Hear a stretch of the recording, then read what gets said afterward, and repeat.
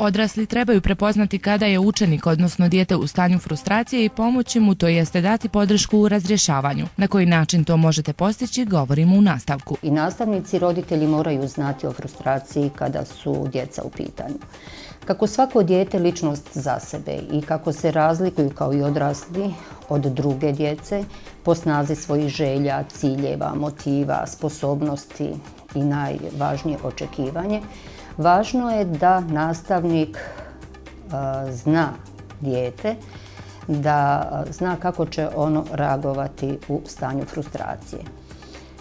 Jedna situacija ne mora značiti da će izazvati frustraciju kod svih učenika. Dakle, svaki učenik reaguje na neki svoj način, a zavisi od onih ranijih iskustava, u sličnim situacijama, kao i od njegove same ličnosti.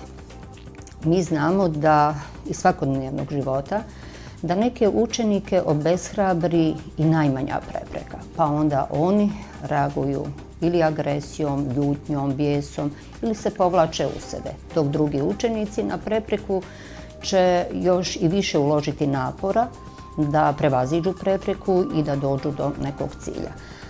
Do frustracija može doći iz više razloga, rekla bih jako puno razloga. To nisu samo situacije, dakle, koje su određene nekim socijalnim i psihološkim koordinatama, nego može biti i izazvana onim psihičkim obilježjima koje imaju specifična obilježja, kao što su napetost, nemir, nezadovoljstvo itd. I ono što je nama važno kada mi odrasli možemo reagovati na pravilan način, da prepoznamo kad nam je učenik, odnosno dijete, u stanju frustracije i pomoći ili dati podršku u razrješenju. Dakle, često naše reakcije dovedu do još pojačanog stanja frustracije kod djeteta, a što je stanje frustracije duže traje, onda ima još i jači intenzitet nekih reakcija.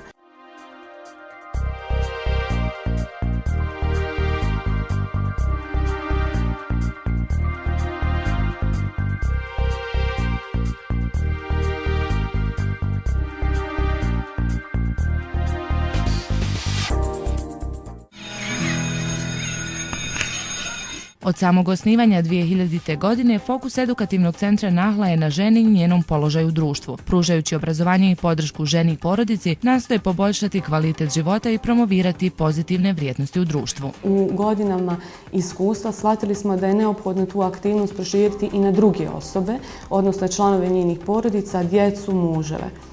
Jedan od najvažnijih segmenata našeg rada, pored neke osnovne edukacije, jeste edukacija u oblasti psihološkog zdravlja, porodično savjetovalište koje imamo u centru i u okviru različitih projekata nastojimo promovirati pozitivne vrijednosti, a svakako jedna od pozitivnih vrijednosti jeste upravo porodica i njen značaj.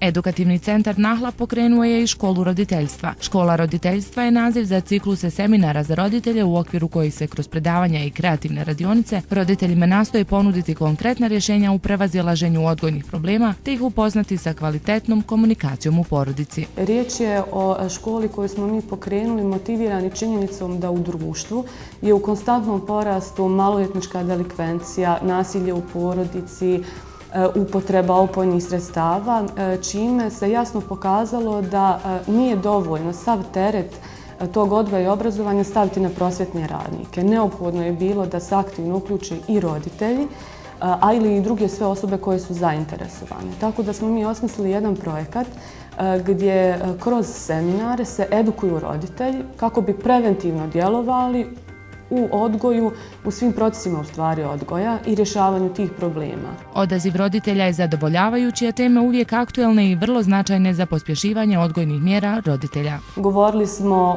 o komunikaciji